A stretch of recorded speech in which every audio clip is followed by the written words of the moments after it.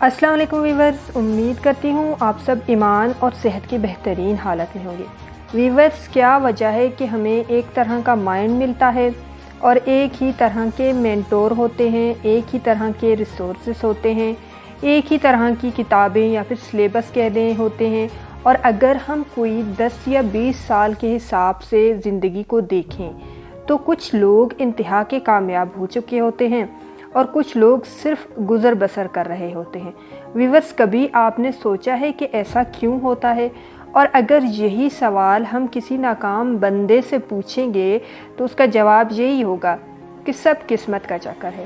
تو ویورز، پہلے تو میں وہ لسٹ بتا دوں جن پر ناکام لوگ اپنی ناکامیوں کا ملبہ ڈال دیتے ہیں، یعنی وہ فیکٹرز جن پر ناکام لوگ اپنی ناکامی کا ملبہ ڈالتے ہیں، یا پھر یوں کہہ لیں کہ الزام ڈالتے ہیں کہ ان فیکٹرز کی وجہ سے ہم ناکام ہو گئے تھے۔ تو ایسا لوگ اس لیے کرتے ہیں کہ یا تو انہیں علم نہیں ہوتا، یا پھر انہیں پتہ ہوتا ہے کہ ہم جو ہے نا اس طرح جب دوسری چیزوں پر اپنی ناکامیوں کا الزام ڈالیں گے تو this is easy way to escape, okay.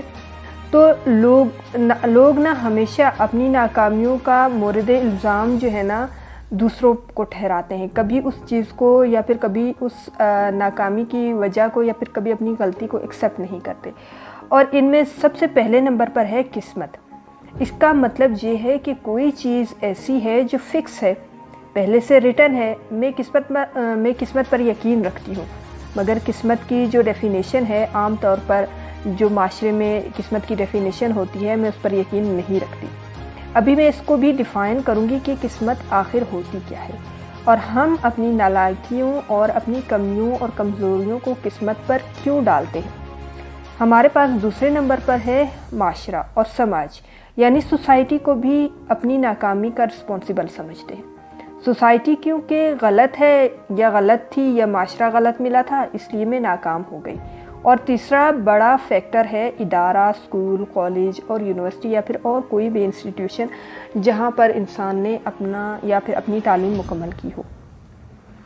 Fourth factor ہے جو بہت ہی کامن ریزن ہے، ایک ناکام ہونے والا انسان بتائے گا، وہ یہ ہے کہ میرے پیرنٹس کا قصور ہے، میرا تو کوئی قصور ہی نہیں ہے، انہوں نے ہمیں ریسورسز ہی نہیں دیے تھے، ہمیں پراپر ریسورسز ہی نہیں ملے تھے، یا پھر ہمیں پراپر گائیڈ ہی نہیں کیا گیا تھا۔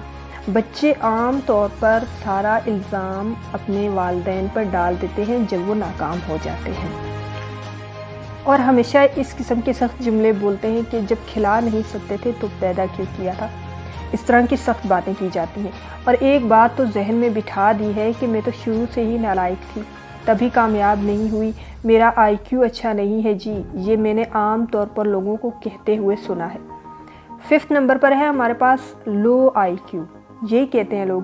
اور جو 6 فیکٹر ہے وہ ہے ایکسکیوزز، وہ یہ ہے کہ میری کوئی بیک ہی نہیں ہے، سپورٹ نہیں ہے، کوئی ہیلپ کرنے والا نہیں ہے، اور اگر کوئی کامیاب ہوا ہے یا کسی کی اچھی جاب لگ گئی ہے تو یقیناً اس کی کوئی اچھی سفارش ہوگی یا پھر کوئی پولیٹیکل بیک گراؤنڈ وغیرہ ہوگا۔ اور یہ سب چیزیں اہم ہیں، میں کسی بھی چیز کو انکار نہیں کر رہی، اور جو سب سے اہم چیز ہے نا وہ جو آج ہمارا ٹاپک ہے، اور استاد کو بھی ہم ایک فیکٹر بنا دیتے ہیں اپنی ناکامی کا کہ ہمیں جو ہے نا ٹیچرز ہی اچھے نہیں ملے تھے، کبھی کسی نے ٹھیک سے گائیڈ ہی نہیں کیا تھا، تبھی ہم ناکام ہو گئے۔ اب کچھ لوگ بہت محنت کرتے ہیں، ہر کلاس، ہر لیکچر یا ٹریننگ یا پھر جو بھی وہ کام کر رہے ہوں اس کے باوجود وہ ناکام ہوتے ہیں۔ اس کے علاوہ فرینڈز، فیلڈز کی سلیکشن یا پھر پراپر ڈیسیجن میکنگ بھی کہہ دیں، فیصلے بھی دوسروں کی بیسس پر کر دیے۔ فرینڈز تھے جی، سب کر رہے تھے تو میں نے بھی کر لیا۔ نمبر 8 پہ ہے اللہ کی مرضی۔ یہ بڑا کامن ہے، عام طور پر لوگ کہتے ہیں کہ جی اللہ ہی نہیں چاہ رہا تھا، اللہ کی یہی مرضی تھی۔ جب بھی آپ نے خود کو امپروو کرنا ہے اور آپ کے پاس کوئی جواز ہے جو ان پوائنٹس میں سے ایک ہے، تو آپ یقین مانیں کہ آپ امپروو نہیں کر سکتے، آپ گروتھ نہیں کر سکتے، کیونکہ الزام ہو گیا نا جی، یا پھر یوں کہہ لیں کہ ہم نے اپنی کوتاہیوں اور غلطیوں کو ایک وجہ دے دی ہے۔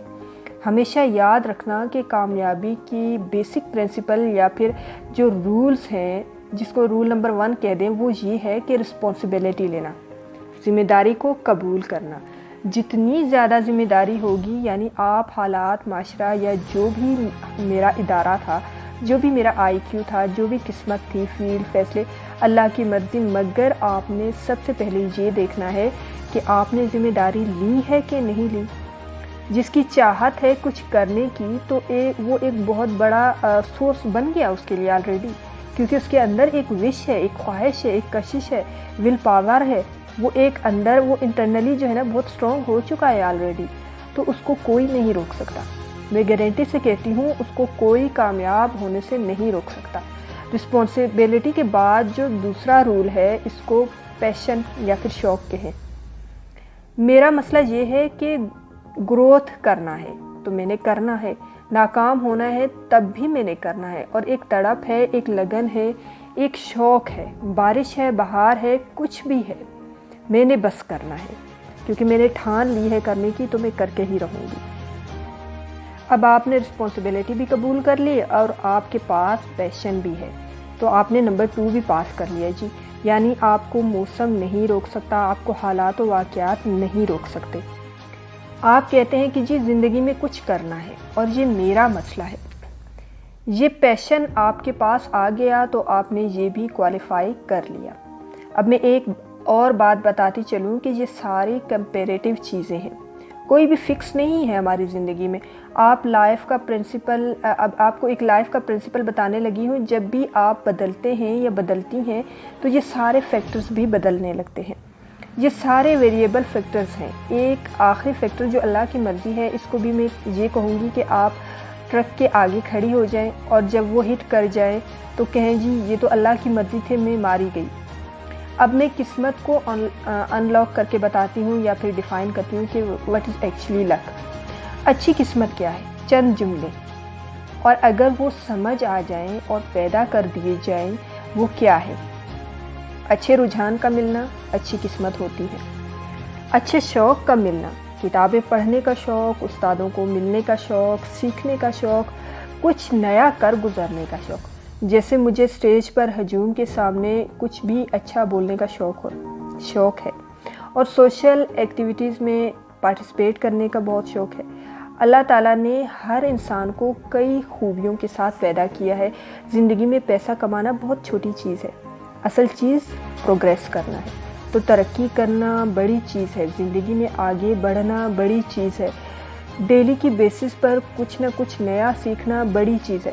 تو مجھے سمجھ آیا کہ اچھا شوق بذات خود کیا ہے، یہ ایک اچھی قسمت ہے۔ آپ کی زندگی میں اچھے لوگوں کا ہونا یہ بہت اچھی قسمت ہے۔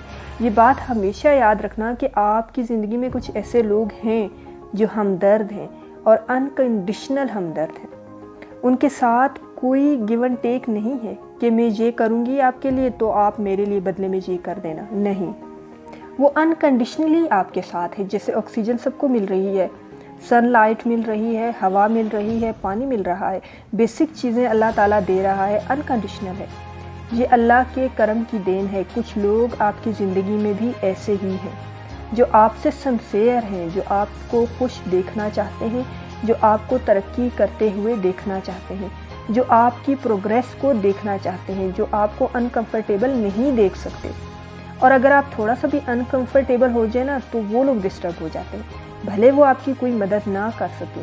جیسے مائیں ہماری تکلیف کو دیکھیں تو وہ تڑپ رہی ہوتی ہیں، یا پھر تکلیف ان سے ہماری دیکھی نہیں جاتی، یہ اخلاص کی بنیاد ہے اور یہ اچھی قسمت کی نشانی ہے۔ اچھی قسمت میں اگلی چیز ہے کہ محنت کرنے والا ہونا، یعنی وجود میں محنت ہونا، کہ میں مسلسل محنت کروں گی، جتنی میری کیپیسٹی میں ہے میں کر کے چھوڑوں گی، تھک جاؤں گی، گر جاؤں گی، مگر پھر اٹھ جاؤں گی۔ یہ محنت کا جو جذبہ ہے نا، یہ بڑی اچھی قسمت ہے۔ اگر آپ خوش اخلاق ہو تو یو آر ریئلی لکی۔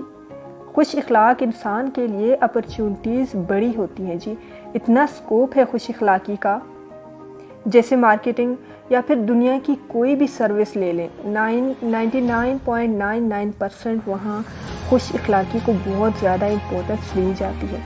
اگر تم واقعی اندر سے خوش اخلاق ہو تو خوش نصیب ہو۔ حضرت علی رضی اللہ تعالیٰ عنہ نے فرمایا کہ اپنے باطن کی پرواہ کرو، اللہ تمہارے ظاہر کو اچھا کر دے گا۔ اور ہم لوگ ظاہر پر کام کرتے ہیں اور باطن کی پرواہ نہیں کرتے، اور یہ دنیا میں انتہائی کم لوگ ہیں جن کو اللہ نے اچھی شکل کے ساتھ ساتھ اچھا اخلاق بھی دیا ہے۔ اگلی بات، اگر آپ کو چیزوں کی، وقت کی، رشتوں کی، ریسورسز کی قدر ہے تو آپ اچھے نصیب والے ہو۔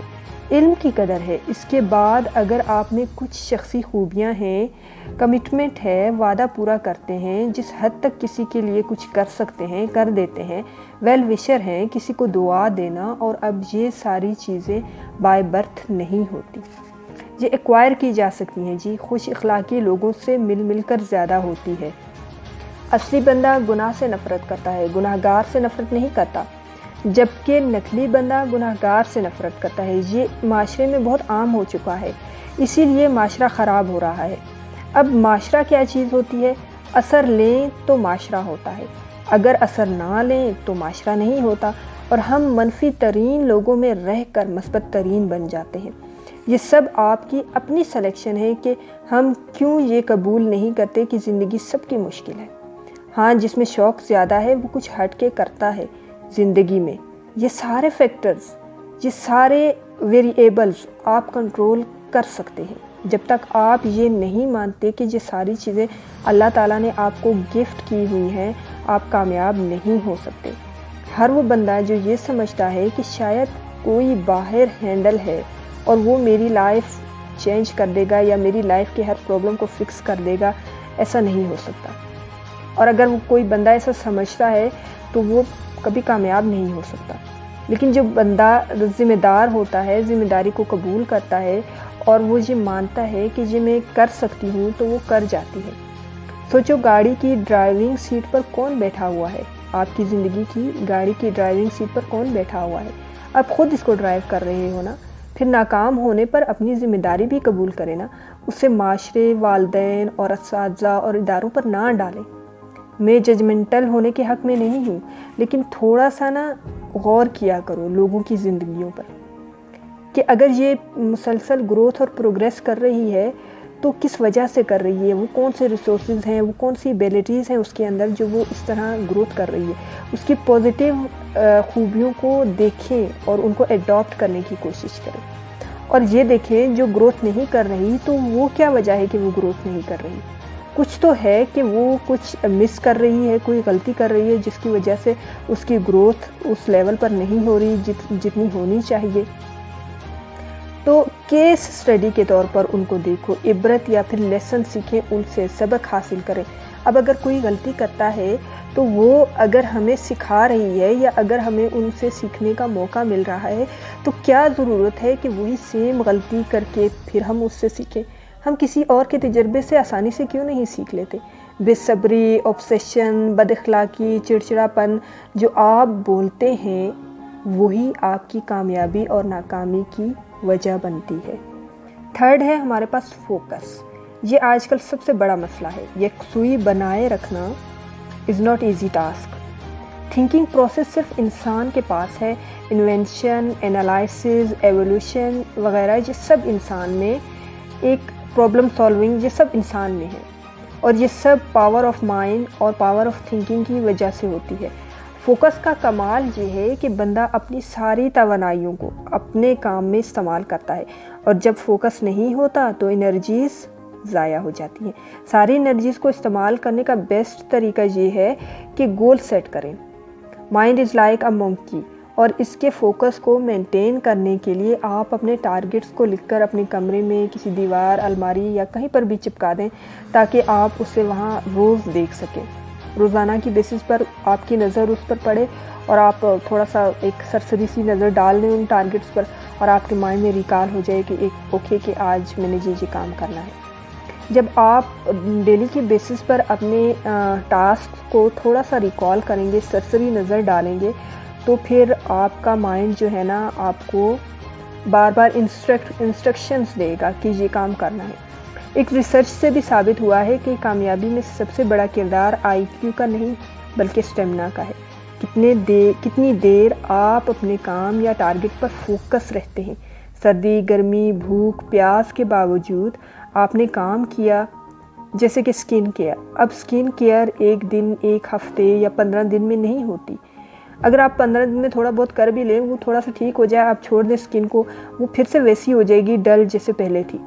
لیکن اگر آپ ڈیلی کی بیسس پر کچھ نہ کچھ نیا ایڈاپٹ کرتے ہیں اپنی اسکن کے لیے، یا کچھ ہیلدی اپنی اسکن کے لیے کرتے ہیں، تو یہ پروسیس تو سالوں پر محیط ہوتا ہے، تب جا کے آپ ایک ہیلدی اسکن اچیو کر پاتے ہیں۔